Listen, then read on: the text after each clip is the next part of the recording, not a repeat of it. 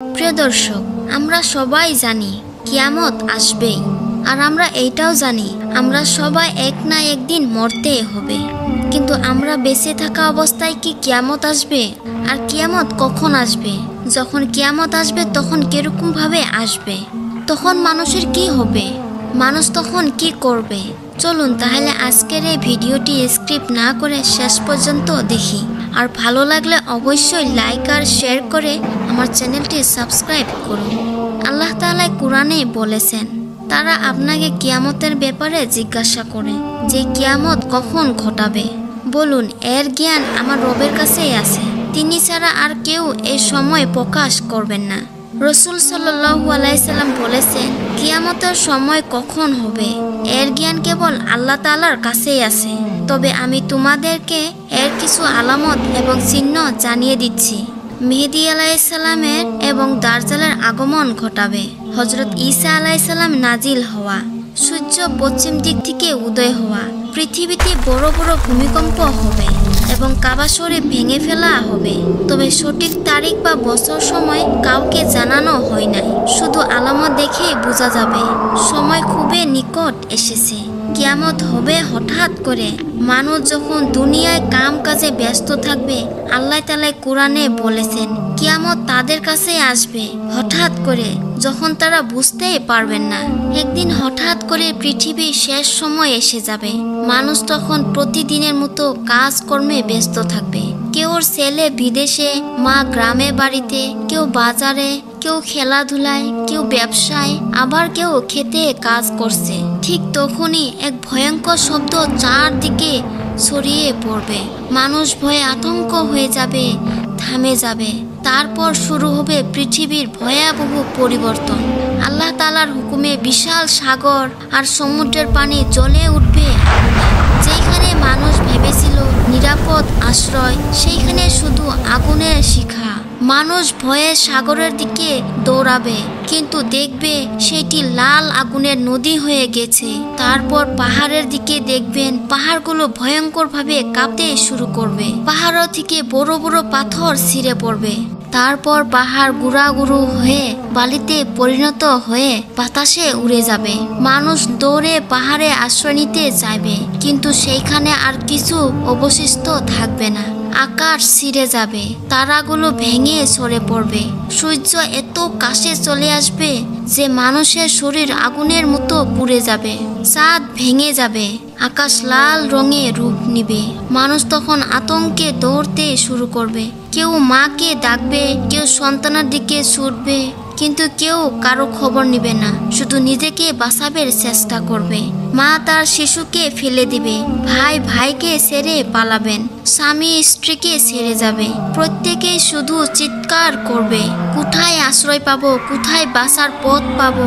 কিন্তু তখন আল্লাহ তাআলা কোরআনে বলেছেন, সেই দিন মানুষের কোনো আশ্রয় থাকবে না। পৃথিবী ভয়ঙ্করভাবে কেঁপে উঠবে, ভূমিকম্পে মাটি ফেটে যাবে। তখন মানুষ মাটির ফাটলের মধ্যে পড়ে যাবে। বাড়ি ঘর আটলাটিকা সব ভেঙে মাটির সাথে মিশে যাবে। শেষ পর্যন্ত এক ভয়ঙ্কর শব্দের সাথে সবাই ইন্তেকাল করবে। মানুষ, পশু পাখি, সব জীব জন্তু প্রাণী মারা যাবে। এই পৃথিবীতে আর একটি প্রাণীও বেঁচে থাকবে না।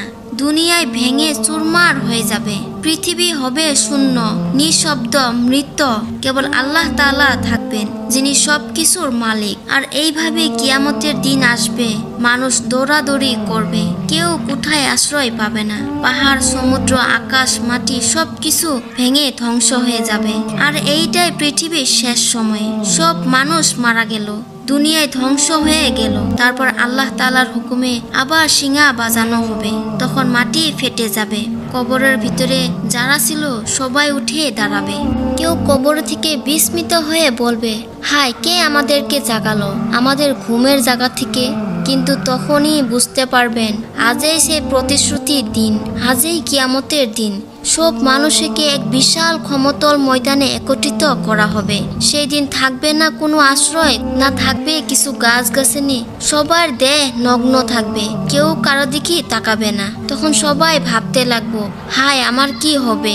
সূর্য এত কাছে চলে আসবে যে কারো ঘাম তার হাঁটু পর্যন্ত, কারো ঘাম তার বুক পর্যন্ত, আবার কারো ঘাম তার গলা পর্যন্ত পৌঁছে যাবে। প্রত্যেকেই শুধু অপেক্ষা করবে কখন আমাদের বিচার শুরু হবে। এরপর মানুষের কাছে তাদের আমলনামা দেওয়া হবে। কেউ পাবে ডান হাতে। তারা আনন্দে বলবে, আসো আমরা আমলনামা দেখি। আমি জানতাম আমি আমার রবের কাছে ফিরবো। তারা হাসতে হাসতে জান্নাতের দিকে যাবে। আর কেউ পাবে বাম হাতে, এমনকি কেউ পিঠের পিছন দিকেও পাবে। তারা চিৎকার করে বলবে, হায় আফসোস, যদি আমাকে আমার আমলনামা না দেওয়া হতো, যদি আমি কখনো আমার হিসাব না জানতাম। তাদের মুখ ভয়তে কালো হয়ে যাবে। তাদেরকে জাহান্নামের দিকে টেনে নেওয়া হবে। তারা জাহান্নামের আগুন দেখে খুবই চিৎকার করবে। তারপর আল্লাহ তাআলার হুকুমে একটি বিশাল তুলা মিজান বসানো হবে। সেইখানে মানুষের সব কাজ, ভালো আর মন্দ কাজের ওজন করা হবে। কারো সৎ কাজ বেশি হলে তারা সফল হবে, কারো পাপ বেশি হলে তারা ধ্বংস হবে।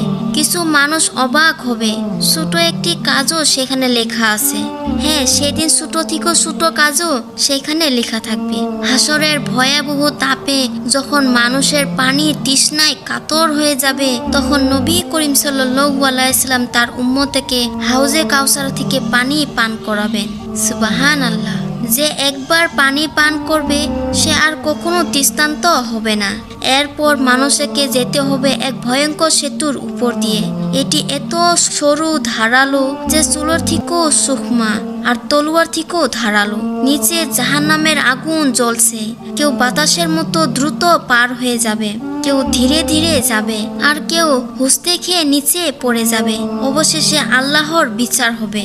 যারা ঈমান ও ভালো কাজ করেছে তারা জান্নাতে প্রবেশ করবে, আর যারা অবাধ্য হয়েছে, আল্লাহকে অস্বীকার করেছে, তারা জাহান্নামে নিক্ষেপ হবে। সেদিন কেউ আরো কারো পক্ষ নিয়ে সাহায্য করতে পারবে না। সেই দিন মা তার নিজের সন্তানকে চিনবে না, ভাই বোনকে চিনবে না। প্রত্যেকেই শুধু নিজের পরিণতির জন্য দাঁড়িয়ে থাকবে। এইভাবে হাসরের ময়দান সবাই আল্লাহর সামনে হাজির হবে, আমলনামা পাবে, হিসাব নিকাশ হবে। কেউ জান্নাতে যাবে, কেউ জাহান্নামে যাবে। তাই আসল বুদ্ধিমানের কাজ হলো আজ থেকে ভালো কাজ করি, সেই দিনের জন্য প্রস্তুতি নেওয়া।